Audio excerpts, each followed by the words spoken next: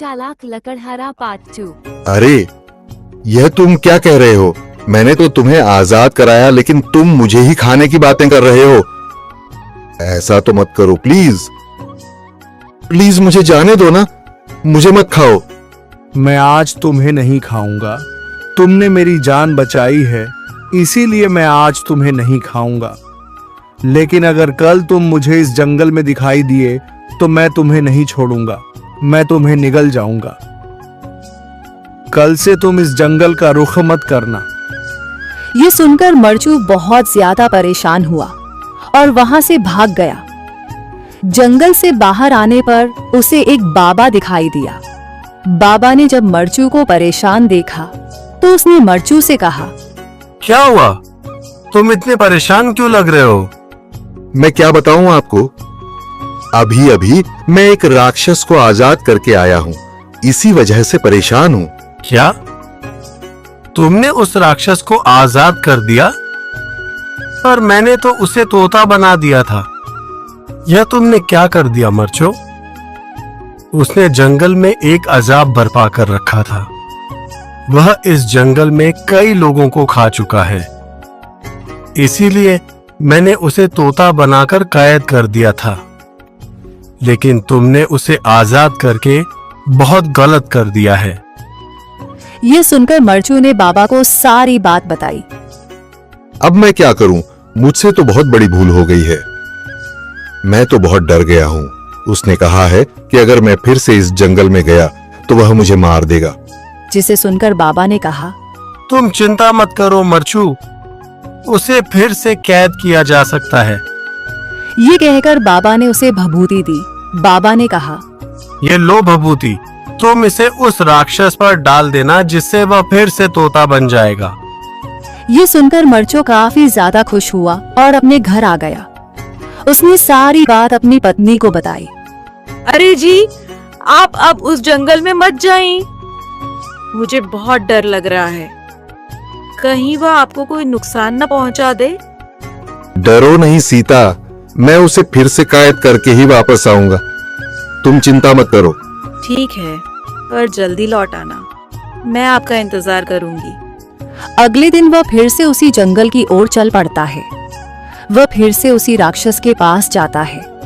राक्षस ने जब मरचू को देखा तो मरचू से कहा, तो आज फिर यहाँ? मैंने तुम्हें मना किया था ना कि तुम यहाँ मत आना। हाँ, तुमने तो मना किया था, लेकिन मैं क्या करूं? यहाँ पेट का सवाल है, कुछ लकड़ियां काटनी है। अगर मैंने लकड़ियां नहीं काटी तो मैं जिंदगी कैसे गुजारूंगा?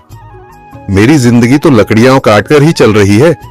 लकड़ियां काटनी है, लेकिन तुम लकड़ियां कैसे काटोगे? यहाँ तो बहुत ही बड़े बड़े पेड़ हैं। हाँ, यह तो मुझे भी पता है कि इस जंगल के पेड़ बहुत बड़े हैं। इन लकड़ियों को काटना आसान नहीं होगा, लेकिन तुम मेरी कुल्हाड़ी पकड़ लो बस। क्यों?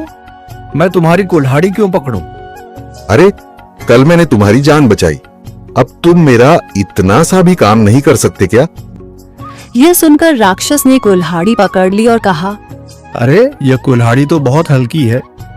हाँ हाँ, बहुत हल्की है। अब जरा पेड़ भी काट दो। तुम मुझे पेड़ काटने को बोल रहे हो?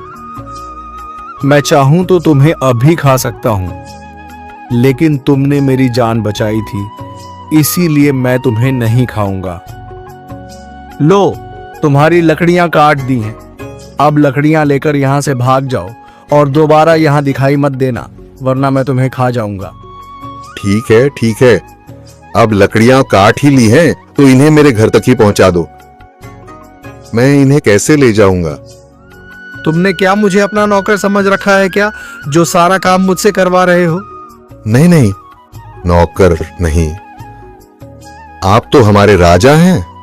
अगर आप काम करेंगे तो आपका नाम होगा, लोग आपकी इज्जत करेंगे।